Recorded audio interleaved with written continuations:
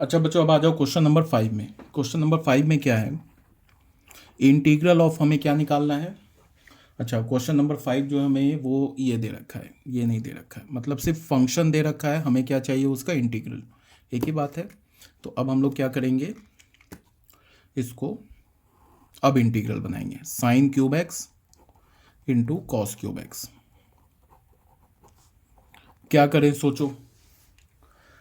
अब इस फंक्शन को हमें थोड़ा दिमाग लगाना होगा। तुम क्या करो कि सबसे पहले या तो साइन या तो कॉस, किसी एक का पावर कम करो। मतलब क्या है कि जैसे मैंने क्या किया कि जो साइन क्यूब एक्स है ना, इसको मैंने लिख लिया ऐसे, sign square x into cos cube x, और एक साइन एक्स को यहां पे रख लिया, ऐसे लिख लिया। ठीक है। उसके बाद यहां पे साइन स्क्वायर एक्स है, और उसके बाद क्या करेंगे कि कॉस एक्स का डेरिवेटिव क्या होता है, कॉस एक्स का डेरिवेटिव होता है ना साइन एक्स। तो एक काम करो, इस साइन स्क्वायर एक्स को ना यहाँ पे मैं लिख लेता हूँ 1 माइनस कॉस स्क्वायर एक्स, ऐसे लिख लेता हूँ। और यहाँ पे कॉस क्यूब एक्स लिख लेता हूँ इंटू साइन एक्स, ऐसे मैंने लिख लिया। इससे बेनिफिट क्या हो गया कि जब मैं अगर कॉस एक्स को टी मानता हूँ तो कॉस एक्स का डेरिवेटिव क्या होता है, माइनस साइन एक्स। यहाँ पे तो साइन एक्स है, उसका देख लो डेरिवेटिव दिख रहा है कॉस एक्स का। यहाँ पे माइनस साइन एक्स नहीं है, तो यहाँ माइनस मल्टीप्लाई करो, यहाँ माइनस मल्टीप्लाई करो। तो कॉस एक्स किसको हमने क्या माना, टी माना। तो यहाँ से क्या होगा, कॉस एक्स का डेरिवेटिव माइनस साइन एक्स, और यहाँ क्या हो जाएगा D T upon D x. तो डी एक्स को लेफ्ट हैंड साइड में ले गए तो डी टी। अब इसको हम क्या लिख सकते हैं, माइनस एक बाहर लिखा, और ये क्या हो गया 1 minus cos square x into cos cube x, और यहाँ पे लिख दिया minus sine x D x. इसकी जगह क्या लिख सकते हैं, minus sine x D x की जगह डी टी लिख सकते हैं। और ये क्या हो जाएगा, कॉस स्क्वायर एक्स को, कॉस एक्स को क्या लिख सकते हैं, टी। तो ये क्या हो जाएगा 1 minus T square into T cube, और ये हो गया डी टी। इस माइनस को चाहो तो अंदर कर दो, तो ये क्या हो जाएगा T square minus 1 into T cube into D T, ऐसे हो गया। अब इसको मल्टीप्लाई कर दो, ये हमने अलग से किया है। इसको मल्टीप्लाई करोगे तो क्या होगा, T to the power 5 minus T cube,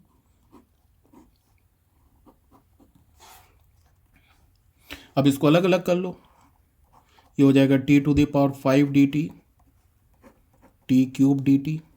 इसमें कौन सा फॉर्मूला लगेगा, X to the power N वाला, तो लगा दो। तो क्या होगा T to the power 5 plus 1 upon 5 plus 1 minus T to the power 3 plus 1 upon 3 plus 1 plus C. तो ये क्या हो जाएगा 1 upon 6 into T to the power 6 minus 1 upon 4 into T to the power 4 plus C. ये 1 upon 6, T का value क्या है, T किसे हमने लिया कॉस एक्स को, तो यहाँ पे क्या हो जाएगा cos 6x minus 1 upon 4 cos, sorry this is cos 4x plus C. ये हमारा आंसर हो गया। ठीक है। अब अगर तुम ऐसे भी कर सकते हो कि इसका ऑल्टरनेट क्या है,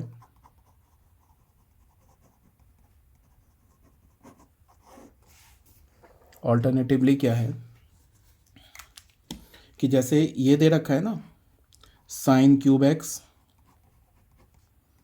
cos cube x D X.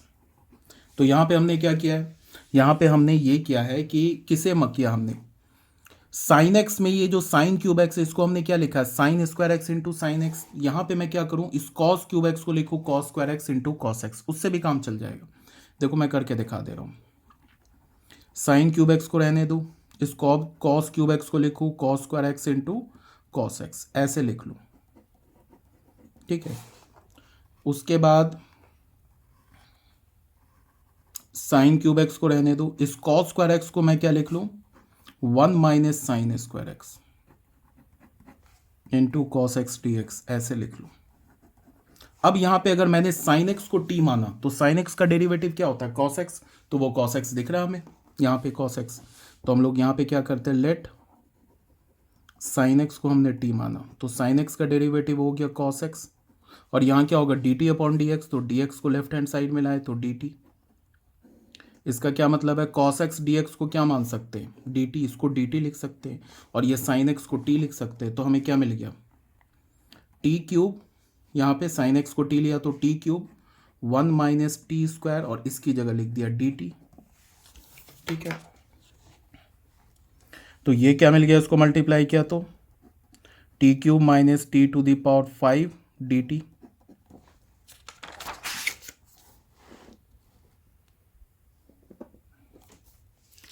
अब इसको हमने अलग अलग कर लिया।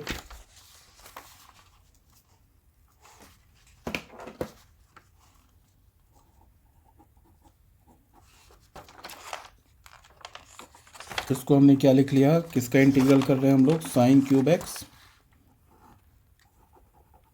Sign cube X into cos cube X. इसका इंटीग्रल हमें क्या मिला है, T cube minus T to the power 5 D T. इसको हमने अलग कर लिया तो हो गया T cube D T, T to the power 5 D T. और टी किसे माना है, साइन एक्स को माना है। पहले इस पे तो फॉर्मूला लगा दे, तो ये क्या हो जाएगा T to the power X to the power N वाला formula, 3+1 plus 3 upon 3+1 minus T to the power 5+1 upon 5+1 plus C. ये हो गया 1/4 into T to the power 4 minus 1/6 into T to the power 6 plus C. अब T किसे हमने माना है देख लो, टी हमने किसे माना है साइन एक्स को, तो ये क्या हो जाएगा 1/4 sine to the power 4x minus 1/6 cos to the power, sorry sine, this is sine, sine ये साइन लिखा है बच्चे, चलो एक बार मैं 1/4 sine to the power 4x minus 1/6 sine to the power 6x plus C. ये हमारा आंसर हो गया। अब इसमें बहुत बच्चे बोलेंगे आंसर तो मैच नहीं किया, देख लेना एनसीईआरटी में कौन सा आंसर है। ठीक है, यहाँ तो आंसर आ रहा है कॉस में और यहाँ आ रहा है हमारा आंसर साइन में, तो आंसर तो मैच नहीं किया। तो आंसर मैच नहीं किया ये तो बात सही है, बट आंसर सेम है। ये और साइन में और ये इसमें कॉस में ये एक ही फॉर्म है, मतलब एक ही चीज़ लिखा हुआ है, बट साइन में लिखा है कॉस में लिखा है। अब बोलोगे कि हम इस आंसर से इस आंसर में कैसे आए या फिर इस आंसर से इस आंसर में कैसे आए, तो सिंपल सा बात है कि साइन फंक्शन का वैल्यू हमें आता है ना कॉस स्क्वायर एक्स में लिखना। इसको मैं ऐसे लिख सकता हूँ ना, इसको मैं ऐसे लिख सकता हूँ 1/4 साइन स्क्वायर एक्स का whole square minus 1/6 sine square X का पावर 3, 3 2 ज़ा 6 होगा प्लस सी। अब इसकी जगह लिख दिया मैंने 1/4 साइन स्क्वायर एक्स क्या होगा 1 माइनस कॉस स्क्वायर एक्स का होल स्क्वायर माइनस 1/c। यहाँ साइन स्क्वायर एक्स को लिख लो 1 माइनस कॉस स्क्वायर एक्स का होल क्यूब प्लस सी। अब तुम क्या करो, यहाँ a माइनस बी का फॉर्मूला लगा दो, यहाँ a माइनस बी का होल क्यूब लगा दो। ठीक है, a माइनस बी का होल स्क्वायर लगा दो, यहाँ a माइनस बी का होल क्यूब लगा दो। उसके बाद इसे सॉल्व करोगे तो यही सेम रिजल्ट आ जाएगा, ये रिजल्ट आ जाएगा।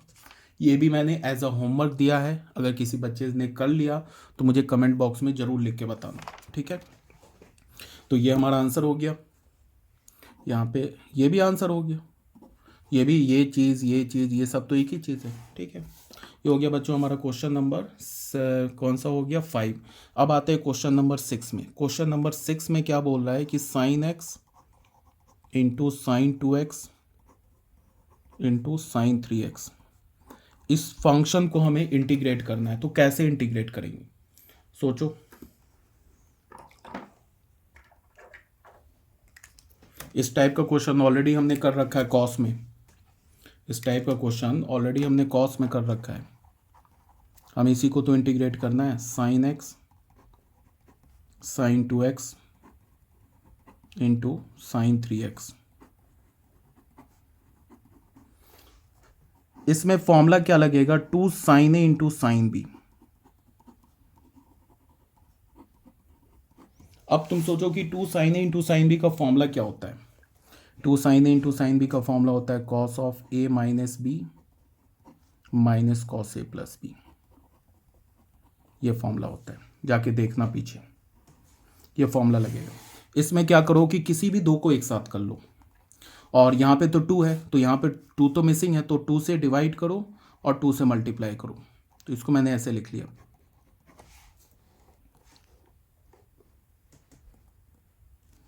इसको मैंने लिख लिया 2 sin 2x into sign of 3x, ऐसे लिख लिया। ठीक है, तो ये हो गया 1/2 इंटीग्रल साइन एक्स। यहाँ पे फॉर्मूला क्या लग रहा है, 2 sin a into sine B. तो 2 sin a into sine B का फॉर्मूला क्या होता है, cos a minus B. A का काम क्या कर रहा है 2x और बी का काम क्या कर रहा है 3x। तो cos a माइनस बी तो क्या होगा 2x minus 3x minus cos a plus B तो क्या होगा 2x प्लस 3x। ऐसे हो गया, फॉर्मूला लगा दिया। तो ये क्या हो गया 1/2, ये इंटीग्रल ऑफ साइन एक्स।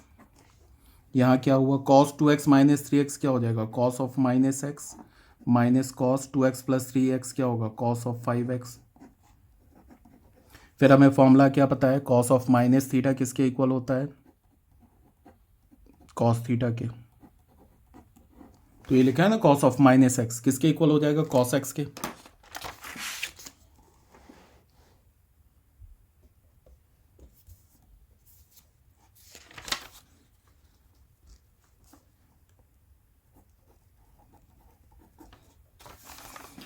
तो हम लोग का क्या चल रहा है, integral of sign X into sine 2x into sine 3x dx, इसी को हम सॉल्व कर रहे हैं। और ये अभी तक हमें क्या आया है 1/2 इंटीग्रल ऑफ साइन एक्स। देखो यहाँ पे मैंने इस cos ऑफ माइनस एक्स को क्या लिख दिया cos x लिख दिया। तो क्या हो गया ये cos x हो गया माइनस cos 5x dx। अब क्या कर सकते, अब कुछ मल्टीप्लाई करने के अलावा कोई ऑप्शन नहीं है, तो मल्टीप्लाई कर देंगे।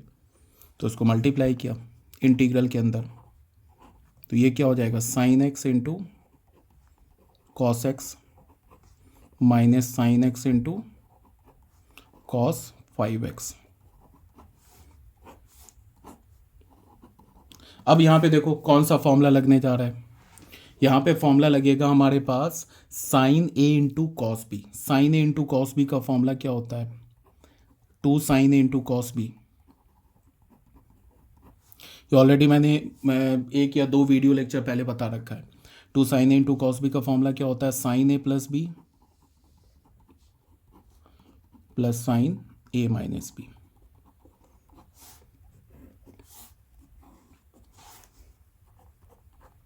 अब यहाँ पे 2 तो नहीं है, तो तुम्हें काम ये भी कर सकते हो कि sign A into cos B का फॉर्मूला क्या होता है, इस 2 को यहाँ ले आओ, यहाँ पे इस 2 को ले आओ, तो ये हमें sign A into cos B का फॉर्मूला बन जाएगा। एक तो काम ये कर सकते हो कि तुम डायरेक्ट यहाँ पे क्या लिखो sign X into cos x का फॉर्मूला लिख लो।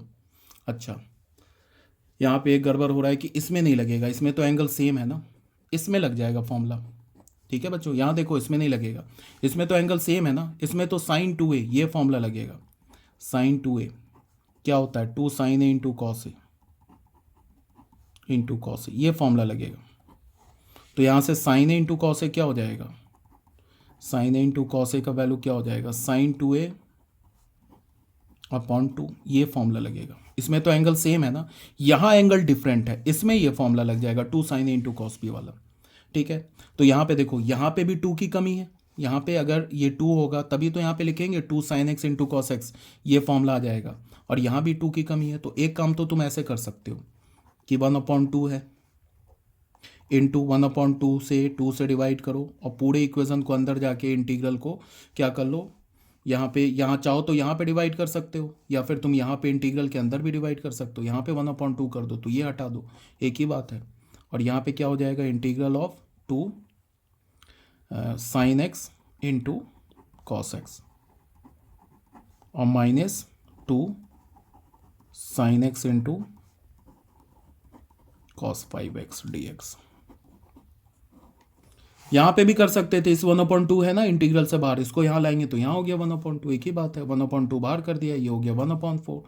अब यहाँ पे क्या हो गया हमारे पास 2 sin x into cos X, ये फॉर्मूला लगेगा, क्या होता है 2 sine X into cos X sine 2x, तो ये हो गया साइन 2x माइनस यहाँ फॉर्मूला देखो 2 sine X into cos x, यहाँ पे 2 साइन एक्स, यहाँ पे a है अलग है, ये x है, ये 5x है, तो इसमें कौन सा फॉर्मूला लगेगा हमारा, ये फॉर्मूला, ये वाला formula 2 sine A into cos B. यहाँ पे a का काम क्या कर रहा है x और b का काम क्या कर रहा है 5x, तो क्या होगा ये sine a plus B, a का काम है x, b का काम है 5x plus sine a minus B, a हमारा x और b क्या हमारा माइनस 5x।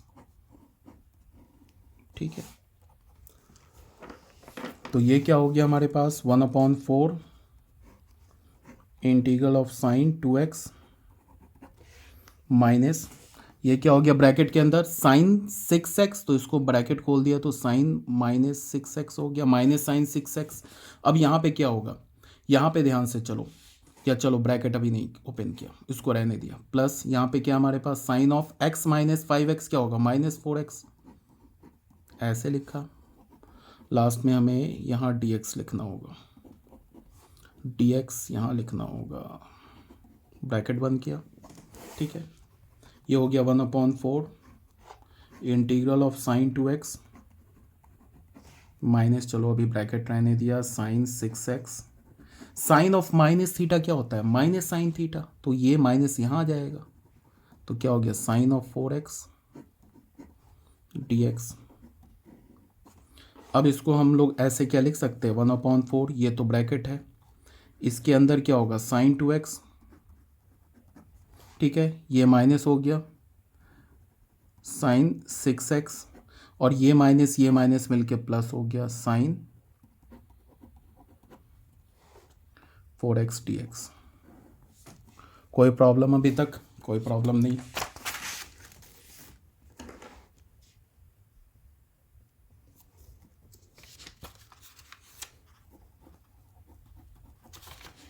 अब इसको तुम करो क्या, कैसे हम लोग इंटीग्रेट कर रहे थे, इंटीग्रेट हम लोग कर रहे थे sine x into sine 2x into sine 3x को।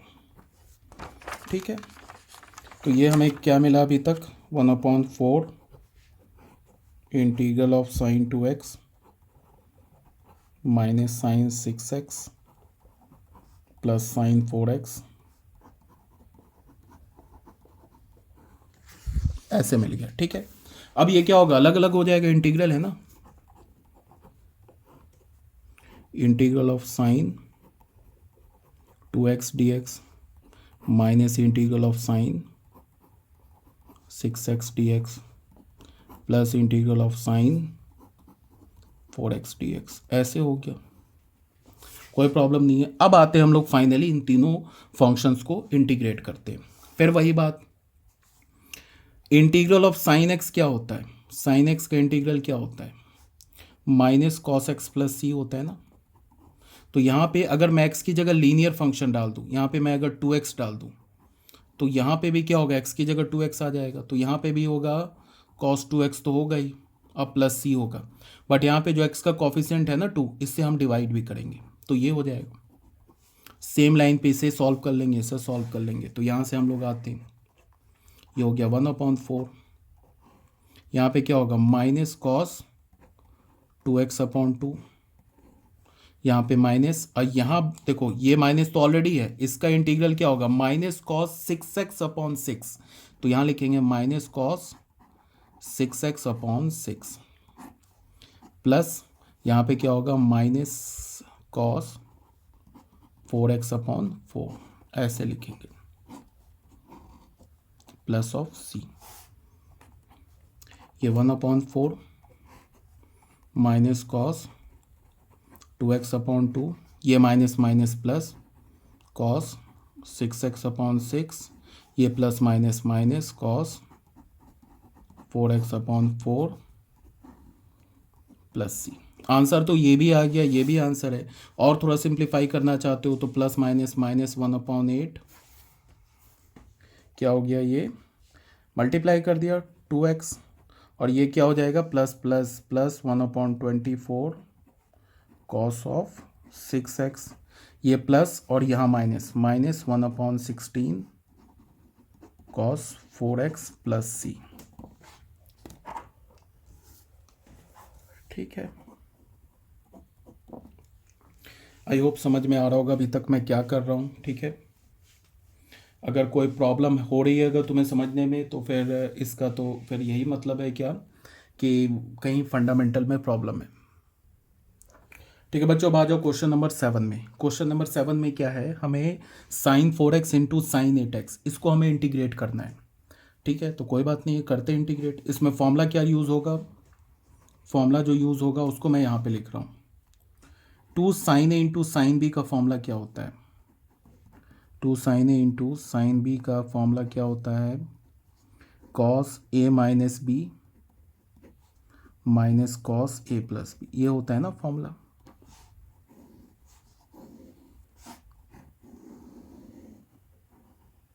यही फॉर्मूला यूज़ होगा। यहाँ पे हम लोग 2 से मल्टीप्लाई और डिवाइड करके इस इंटीग्रल को इस फॉर्मूले में कन्वर्ट करेंगे। देखते हैं,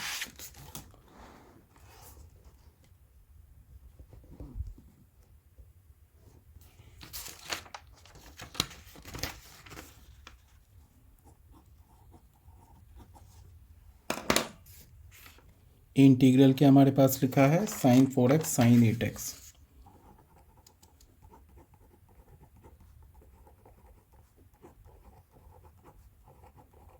इसको हमने क्या किया, 2 से डिवाइड किया और 2 से मल्टीप्लाई किया।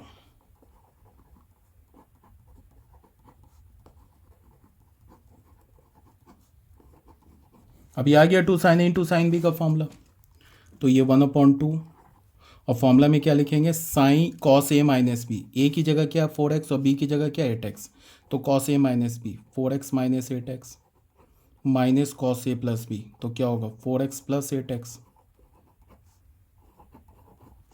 तो ये हो गया 1/2।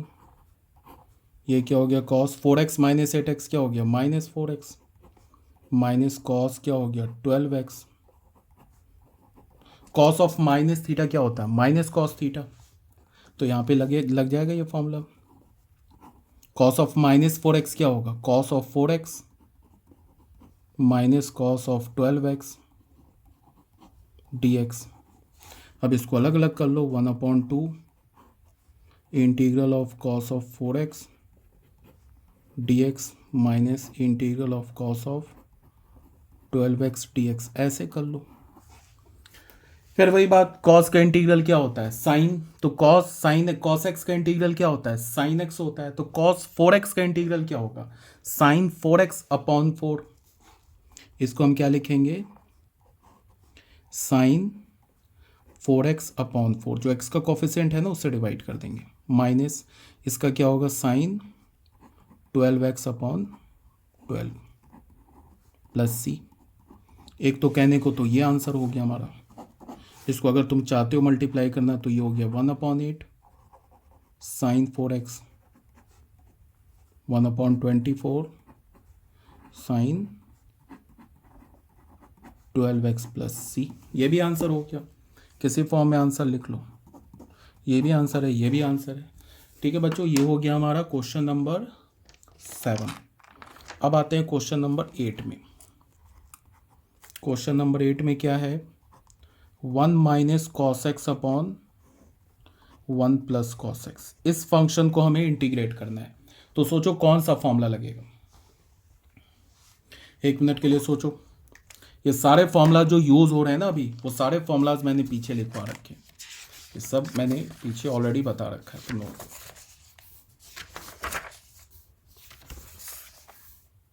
कौन सा, ये सेट 5, ये जो है ना 2 cos square A is equals to 1 plus cos 2 A,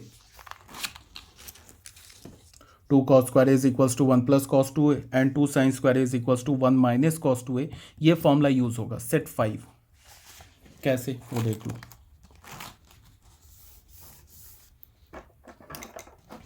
formula क्या होता है, 2 cos स्क्वायर एक्स क्या होता है 1 प्लस कॉस 2x और 2 साइन स्क्वायर एक्स क्या होता है 1 माइनस कॉस 2x, ये दो होता है ना फॉर्मूला। ठीक है, अब तुम यहां देखो, यहां पे इसको देखो न्यूमरेटर को और यहां देखो नीचे।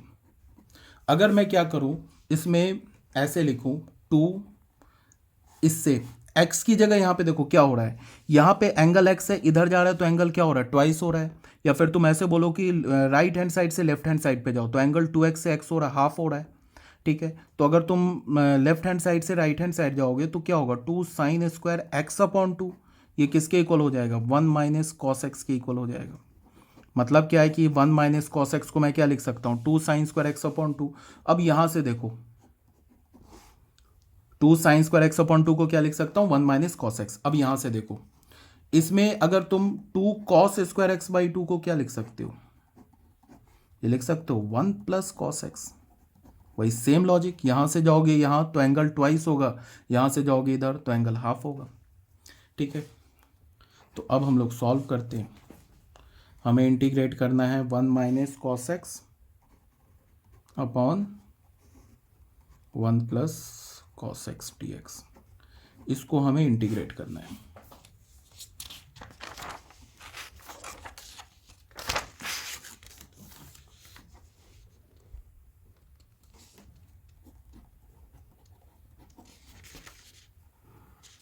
तो हमें क्या लिखना है, 1 minus cos x upon 1 minus cos x की जगह क्या लिखेंगे, 2 साइन स्क्वायर एक्स बाई 2,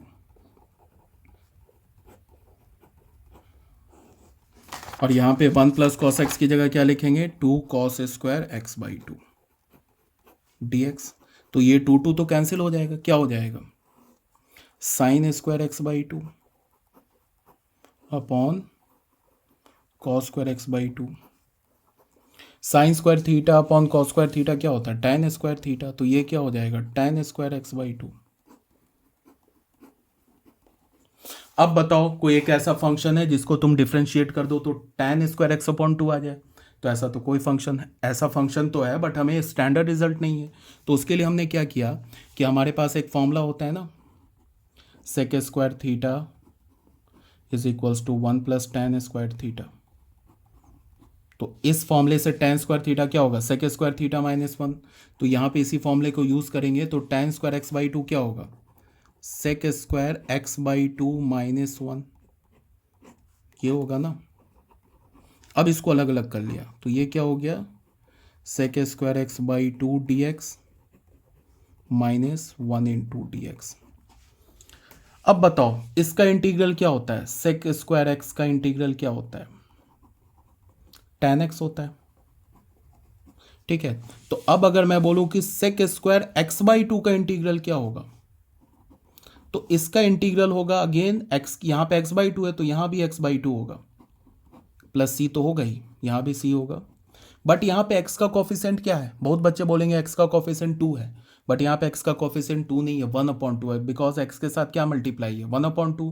तो हमें 1/2 को क्या करना होगा, इसको हमें क्या करना होगा, tan x/2 को 1/2 से डिवाइड करना होगा, किससे, 2 से नहीं, 1/2 से। तो ये होगा 1/1/2 ऐसे होगा। तो ये क्या हो जाएगा, 2 tan x/2, ये 2 पर आ जाएगा तो 2 tan x/2 प्लस सी। ठीक है, तो इसकी जगह क्या हो गया, 2 tan x/2 और माइनस एक्स 1 का इंटीग्रल क्या हो गया, x और प्लस सी। ये हमारा हो गया बच्चों आंसर।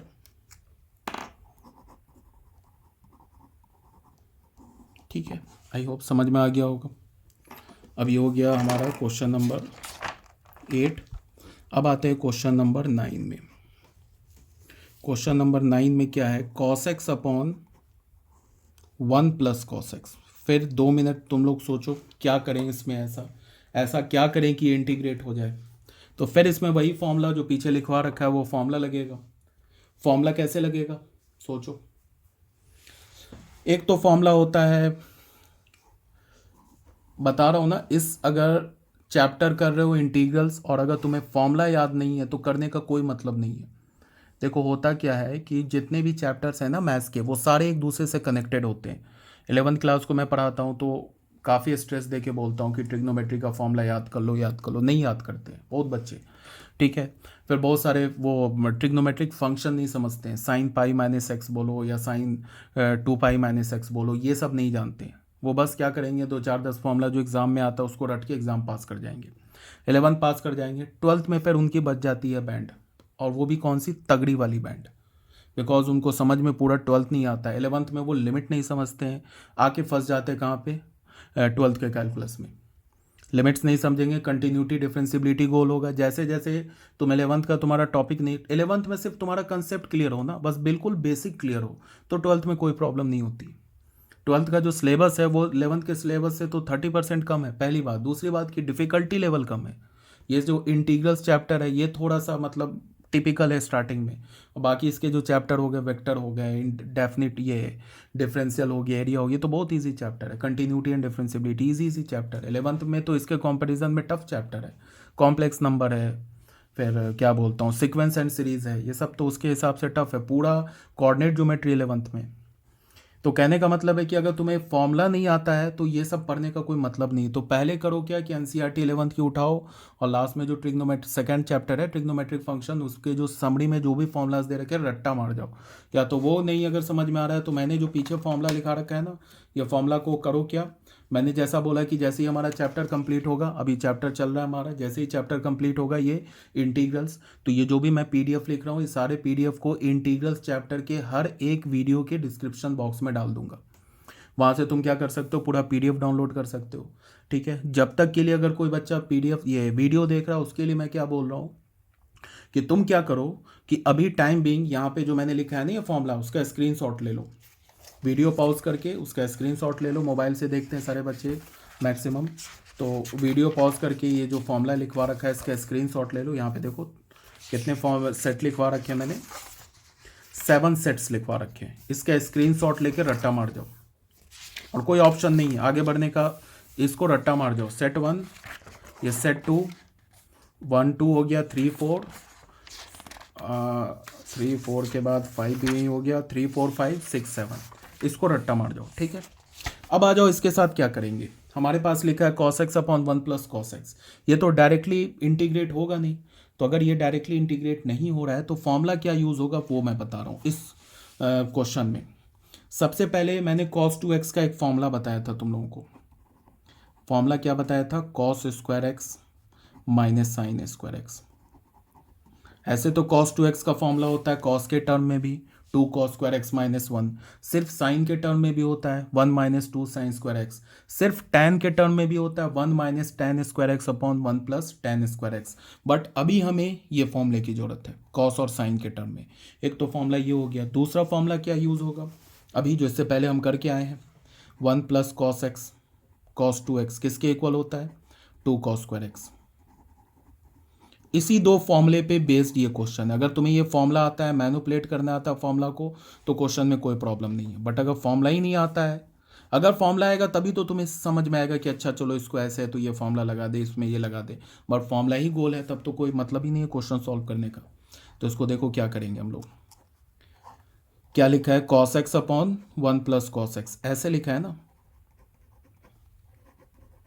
इसमें तुम देखो क्या है, cos x को हम क्या लिख सकते हैं, यहाँ पे देखो cos 2x है, यहाँ पे एंगल क्या है 2x है, तो यहाँ पे एंगल क्या हो गया, हाफ हो गया, 2x का हाफ करोगे तो 2 हो जाएगा। तो यहाँ पे x 2x की जगह x है, तो अब अगर तुम यहाँ से यहाँ पे जाओगे, अगर मैं इसकी जगह 2x की जगह x लिख दूँ तो ये x अपॉन 2 हो जाएगा ना। तो cos x को मैं क्या लिख सकता हूँ, cos स्क्वायर x अपॉन 2, ठीक है, and minus sine square x upon 2, ऐसे लिख सकता हूँ, कोई प्रॉब्लम तो है नहीं। अब फिर तुम इस फॉर्मूले को देखो, 1 प्लस कॉस 2x है, यहाँ से यहाँ जा रहे हैं तो एंगल हाफ हो रहा है ना एंगल हाफ। तो 1 प्लस कॉस 2x किसके इक्वल हुआ, 2 कॉस स्क्वायर x के इक्वल हुआ। तो 1 प्लस कॉस x किसके इक्वल होगा, 2 कॉस स्क्वायर x अपॉन 2। तो ये हो गया 2 कॉस स्क्वायर x अपॉन 2, ऐसे हो गया। अब सोचो क्या करें, ये तो हो गया हमारा। अब इसको तुम करो क्या कि अलग अलग कर लो। इसको तुम ऐसे लिखो, इंटीग्रल है, इसको लिख लो cos square x upon 2 upon 2 cos square x upon 2 minus sine square x upon 2 upon 2 cos square. या फिर एक काम करो, ये 2 को है ना सीधे यहाँ पे डिनोमिनेटर, ये 2 को क्यों बार बार कैरी करना है, 2 को हटा दो, यहाँ पे क्या हो जाएगा, ये cos स्क्वायर x अपॉन 2, ऐसे लिख लो dx। यहाँ तक कोई प्रॉब्लम नहीं है। इसके बाद क्या करो, ये 1/2 तो बाहर आ गया, अब ये cos square x upon cos square X क्या हो जाएगा 1 minus sign square x upon 2 upon cos square x upon 2 क्या हो गया ये tan स्क्वायर एक्स अपॉन 2।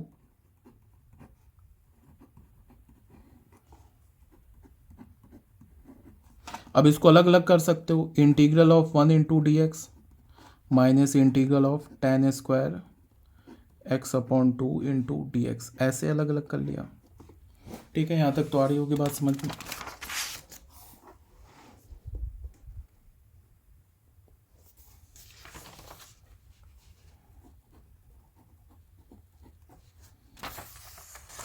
हम लोग कहाँ थे, किसका इंटीग्रल कर रहे थे, कॉस एक्स अपॉन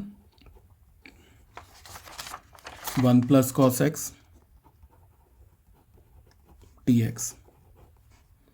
ये हमें क्या मिला है 1/2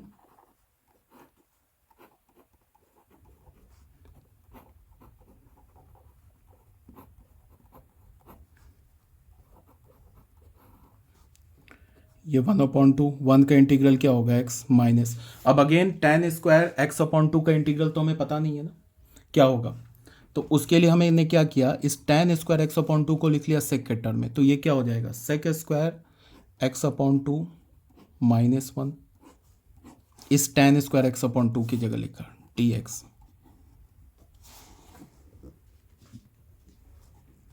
ये हो गया 1/2 और ये हो गया x माइनस, अब इसको क्या किया है, ये ब्रैकेट बंद, यहाँ पे बच्चे अक्सर ये करते हैं, गलती कर देते हैं, इस इंटीग्रल को यहाँ पे पहले ब्रैकेट यूज़ करना होगा, सेक स्क्वायर एक्स अपॉन 2 ऐसे, डी एक्स अलग अलग करेंगे तो माइनस 1 इंटू डी एक्स, ये ब्रैकेट बंद ये, तो हो गया 1/2 एक्स माइनस।